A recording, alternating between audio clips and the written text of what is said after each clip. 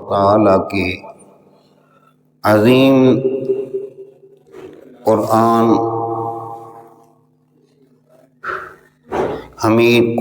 حمید فرقان رشید کی آیات بینات کے ساتھ اس محفل پاک کا آغاز کیا ہے۔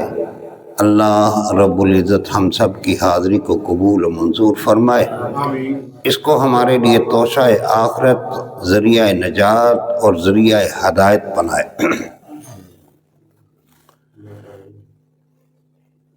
اللہ تبارک و تعالی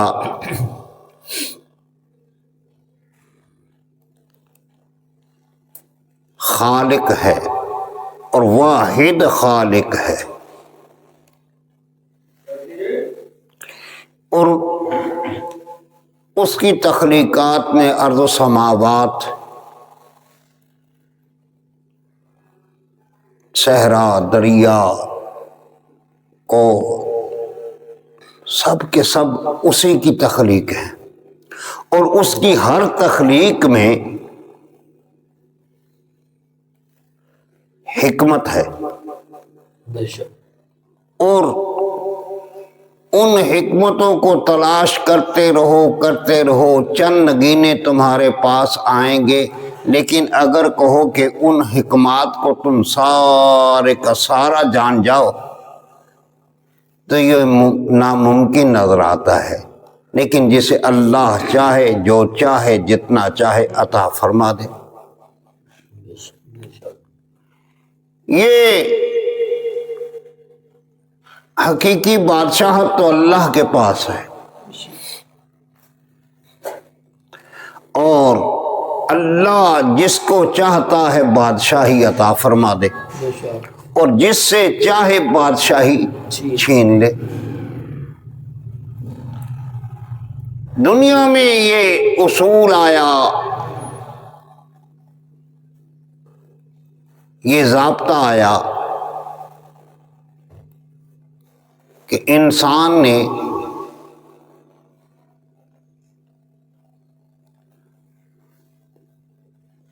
انسانوں پر حکومت کی، لیکن کسی حکومت کو بھی دوام نصیب نہیں، سدا بادشاہی میرے اللہ کی ہے، اور جب وہ جس کو بادشاہی عطا فرماتا ہے تو اس بادشاہی کو کوئی تو بھلا دیتا، بادشاہی میں آ کر اللہ کوئی بھلا دیتا ہے، بلکہ اس بادشاہی کے زوم میں اس کے غرور اتنا بڑا کہ وہ خود اپنے آپ کو الہ کہلوانا شروع ہو گیا، معبود کہلوانا شروع ہو گیا، اپنی عبادت شروع کروا دی، اور قرآنی جملے موجود ہیں کہ کہتا ہے کہ انا ربکم الاعلی، لیکن جنہوں نے بھی یہ سرکشی کی اللہ نے انہیں نیست و نابود فرما دیا۔ آج جس طرح یہ قرآن حکیم میں تو اس کے بڑے واقعات موجود ہیں، کہیں یہ واقعات عاد و سمود کی صورت میں، کہیں بنی اسرائیل،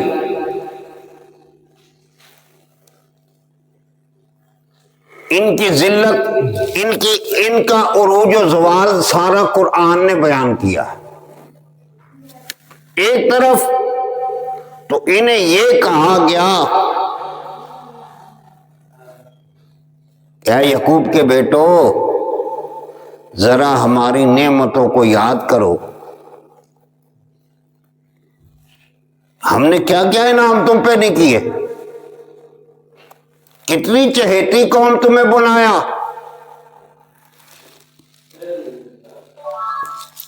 اور یہاں تک قرآن حکیم کہ وَأَنِّي فَضَّلْتُكُمْ عَلَى الْعَالَمِينَ، اتنا فضل، کہ پکے پکائے کھانے آئیں،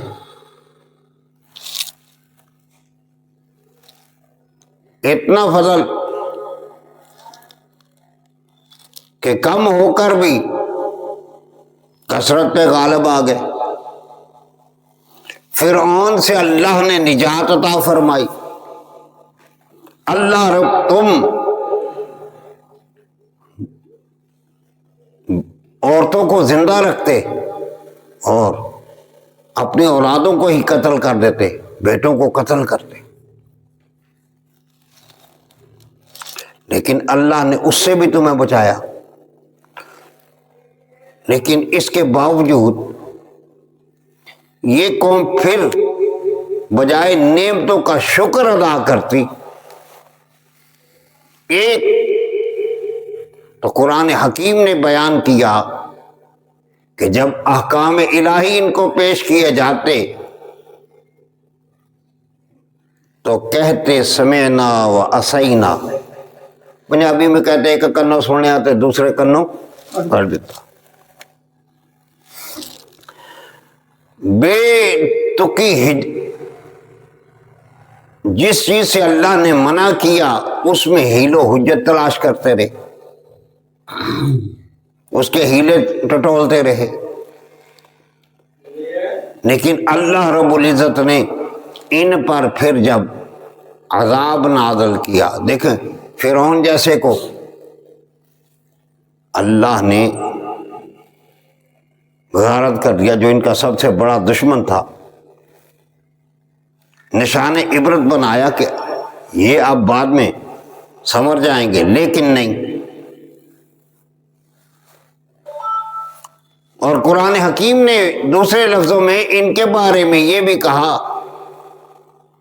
کہ یہ ان کا یہ عقیدہ ہے جو قرآن بیان کر رہا ہے، نحن ابناء اللہ واحباہ، ہم اللہ کے بیٹے ہیں اور اس کے پیارے بس ہم ہی ہیں، باقی سارے ہمارے کمی نوکر چاکر ہیں۔ جو ظلم آج تک اس یہودی قوم کے دماغ میں موجود ہے، بالکل، لیکن اللہ صرف ضرورت تو تھی نا کہ آج مسلمان ایک ہوتے، بے شک، لیکن جب مسلمان ہی یہودیوں کا دفاع کرنے والے ہوں، ان کو پروٹیکشن دیں، انہیں تو اپنا حامی سمجھے اور مسلمان کو اپنا دشمن سمجھے،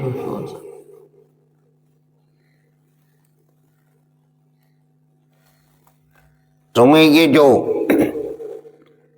کچھ میلوں پر اللہ نے حکمرانیاں دی تھیں، ان حکمرانیوں سے تو تم چاہتے تو امت مسلمہ کا بھلا کرتے، تم نے یہود و نصارہ کا بھلا کیا، ان کی گود میں بیٹھے۔ اللہ نے جن سے کہا تھا کہ جنہیں اپنے راز تک نہ بتانا،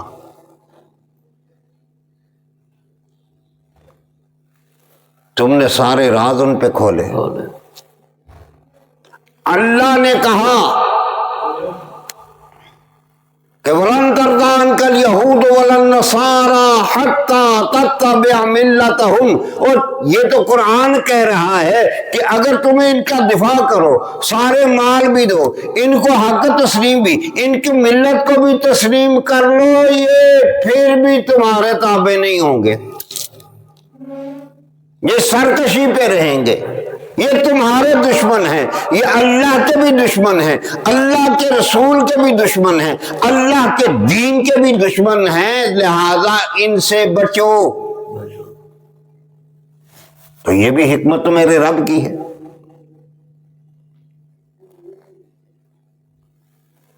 اور جب وہ مجھے یاد آ گیا کہ میرا خیال ہے کہ میں اس طرح زیادہ اچھا سمجھا سکوں گا، پھر پلے کچھ نہیں نہ رہتا، کیونکہ لالچ مال کی، حسن کی، یا اپنی ذاتی اغراض و مقاصد کے لیے ہوں تو پھر آخر کار اس کا انجام برا ہی ہوتا ہے، برا ہے۔ اس کا انجام برا ہی ہوتا ہے۔ اور دیکھو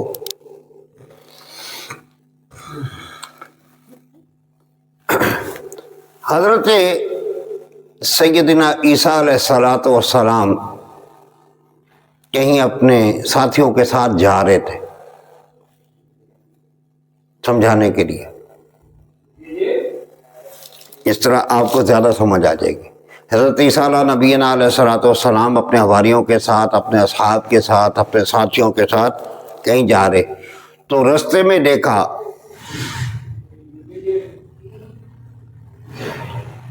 کہ ایک نا سونے کی بہت بڑی اینٹ پڑی ہوئی ہے، چمک رہی ہے۔ ارشاد ہوا کہ یہ دنیا کا مال ہے، نیرا فتنہ ہے، لڑائی ہے، جھگڑا ہے، یہ موت ہے، یہ خسارے والی چیز ہے، اس سے بچو، اس کو ہاتھ بھی نہیں لگانا، اپنی راہ پہ چلتے چلو۔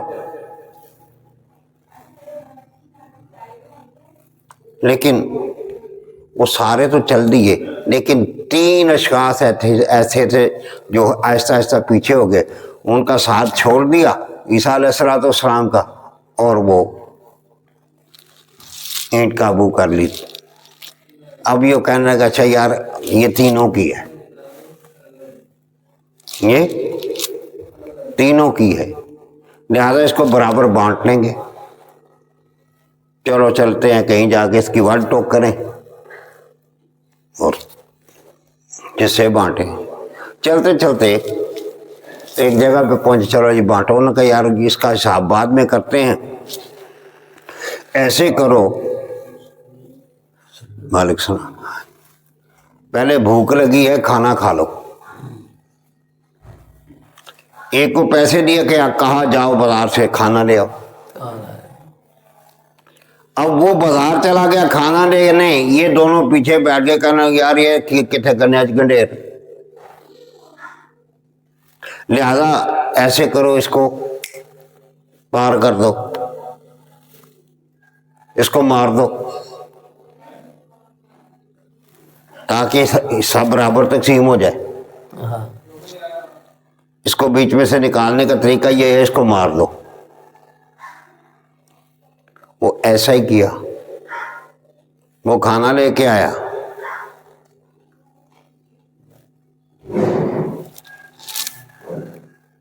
وہ ابھی بیچارے نے کھانا رکھا ہی ہے تھا، اس کو 2 مار 4.5 آخر کار اس کو مار دیا۔ اب کہا یار چلو اب حصے بعد میں بانٹے، چلو کھانا کھاؤ۔ وہ کھانا کھانے لگے تو کھانے میں زہر ملایا ہوا تھا اس نے، دونوں نے وہ زہر ملا، کھانا کھایا اور دونوں مر گئے، سونا وہیں کا وہیں۔ یہی حال ہے ان لوگوں کا،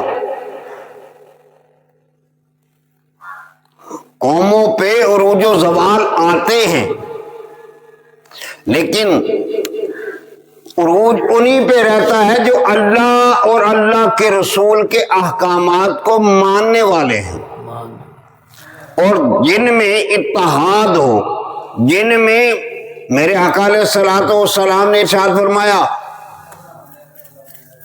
دیکھو یہاں جس ہیلے بہانے سے دیکھو گے، اب تو کچھ تھوڑا سا کام اور ہو گیا نا کہ اب یہودیوں کا بھی کلا کما شروع ہو گیا، لیکن اس کے باوجود اگر گہرائی سے دیکھو تو ایک عرصہ دراز سے ان لوگوں کی سازش ہی یہ تھی کہ مسلمانوں کو مسلمانوں کے ہاتھوں ہی مرواؤ۔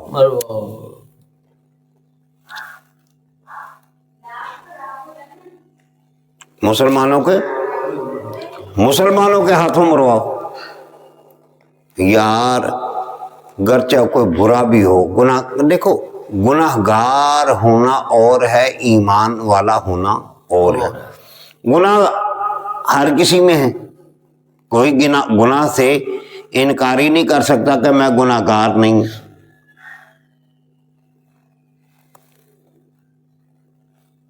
ہم سب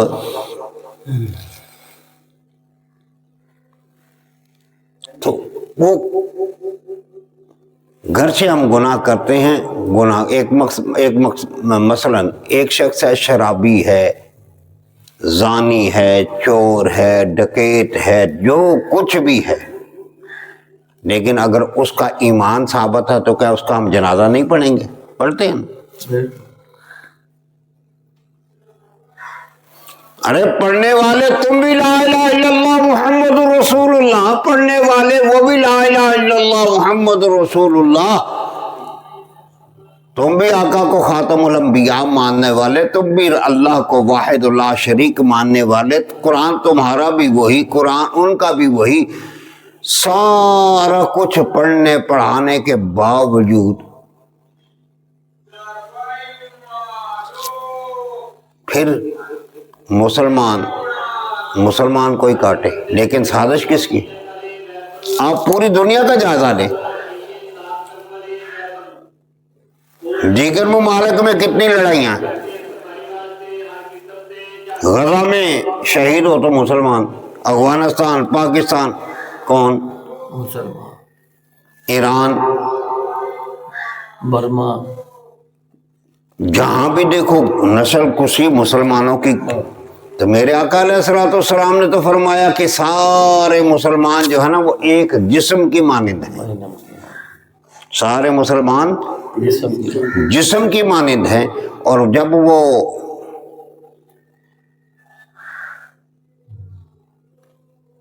جسم کی مانند ہے، جب وہ کسی کو کوئی تکلیف پہنچے نا، یہ میرے مثلاً پیر کا آخری حصہ میرا، یہ انگوٹھے کا آخری، یہ سامنا یہی بنے گا، سر سے اوپر شروع ہوا اور آخری حصہ.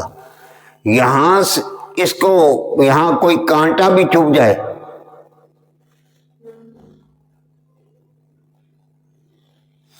تو جسم کا ہر حصہ اس کی طرف متوجہ ہو جائے گا. بالکل.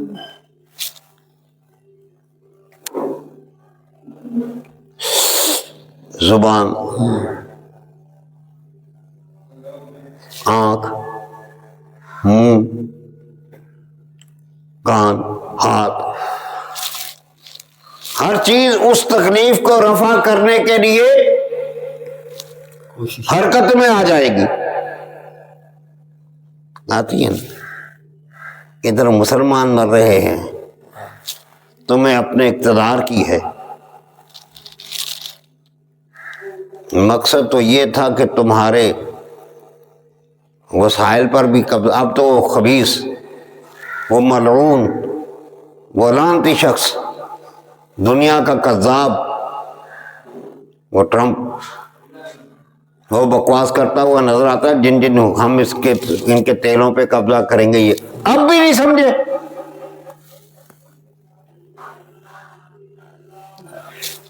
پیسہ تمہارا، دولت تمہاری، زمین تمہاری، اسلحے کا پیسہ تم دو، لیکن حفاظت تمہاری نہیں، حفاظت مسلمانوں کے دشمن کی. پھر بھی نہ سمجھو.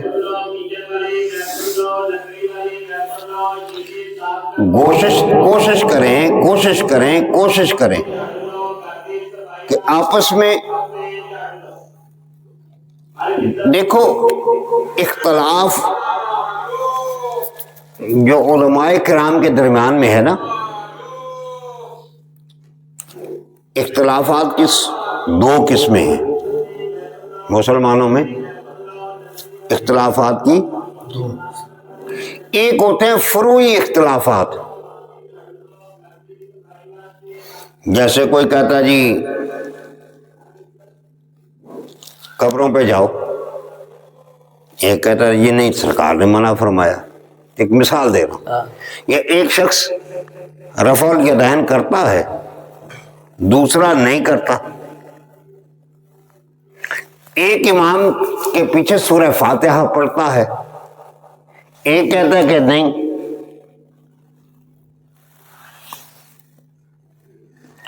ایک کہتا ہے آمین بالجہر کہو، ایک کہتا ہے کہ نہیں،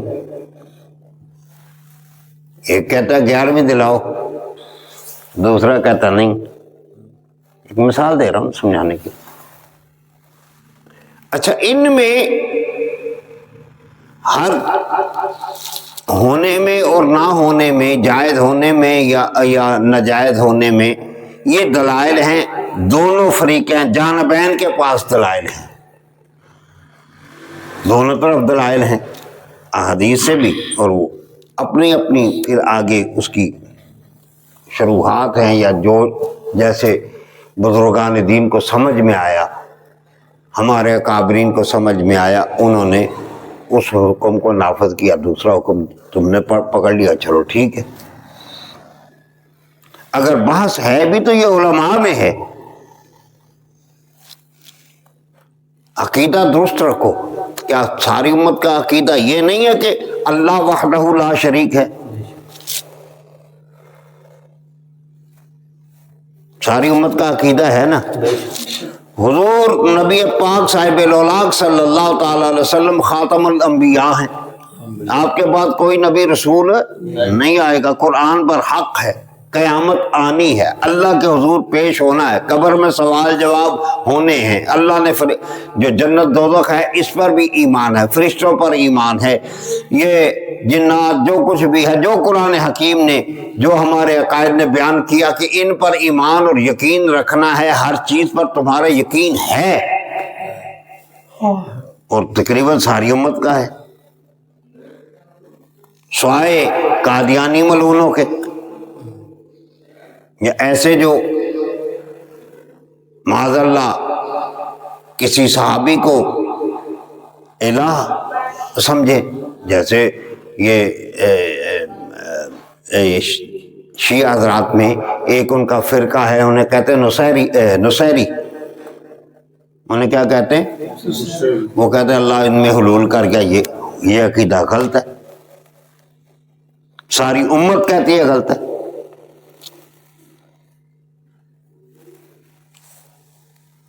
تو ان پر بحث اتنی ضروری نہیں، اگر ہے تو علماء کے درمیان، نہیں پتا تو اپنے کم از کم اپنے مسلک کے علماء سے ہی پوچھو۔ ہم علماء سے بھی نہ پوچھیں، اور میرے جیسے جو بیچارے بالکل ہی ان پڑھ اور شاید اس دین کے علم کی الف بے سے بھی نابلد ہوں، وہ عالم بن کے جب سامنے بیٹھ جائیں اور جو کہتے جائیں، ہم بھی اندھی عقیدت کا مظاہرہ کرتے ہوئے مانتے جائیں، یہ بھی بات غلط ہے۔ اللہ نے تمہیں وَلَقَدْ يَسَّرْنَا الْقُرْآنَ لِلذِّكْرِ فَهَلْ مِن مُدَّكِرٍ، قرآن کو یاد کرنا بھی، قرآن کا سمجھنا بھی، یہ تمہارے بھئی قرآن کو یاد کرو، سمجھو، تو پھر تمہاری بات بنتی ہے کہ نہیں۔ لیکن ہم لوگوں نے کیا کیا؟ نہ قرآن سمجھے، نہ حدیث سمجھے، اور پھر جہلاء کو علماء کی شکل میں بٹھا دیا۔ میں نے آگے بھی عرض کی تھی کہ ایک مفتی صاحب سے میں نے کہا، دوست ہیں میرے، اللہ پاک انہیں خوش رکھے، اچھے فاضل دوست ہیں، تو میں نے ان سے کہا، میں نے کہا مفتی صاحب یار بڑا عرصہ کئی ایسے مسائل ہیں کہ جن پر ایک نہیں ہر فرقے کے ہزاروں کروڑوں ہزاروں لاکھوں مناظرے ہوتے ہوئے چلے آئے ہیں اور اب تک ہو رہے ہیں،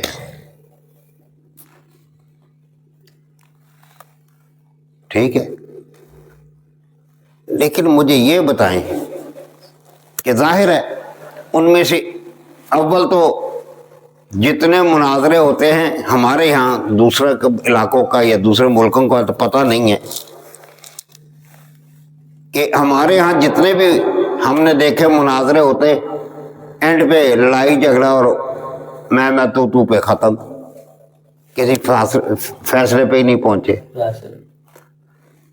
اور جس اگر کوئی فیصلے پہ پہنچ گیا، مناظرہ مثلا ایک شخص تھا وہ جیت گیا۔ اب مخالف جو ہارا ہے اسے چاہیے نا کہ اب وہ عقیدت، چونکہ دلائل سے ثابت ہو گیا، اپنا ہار مان بھی لی، اب وہ عقیدہ یا اس کا وہ معاملہ بدل جانا چاہیے نا۔ لیکن میں نے کہا کہ مفتی صاحب یہ فرمائیں کہ کتنے لوگ بدلیں، اگلی بار وہی مولانا صاحب ہونا، وہ تو دلیل نہیں سی کہ ہونا سامنے، پھر وہی آ، تو اس سے ہمیں فائدہ کیا؟ ہاں علماء کے درمیان اختلاف، بحث، مباحثہ وہ علماء کے درمیان ہی اچھا لگتا ہے،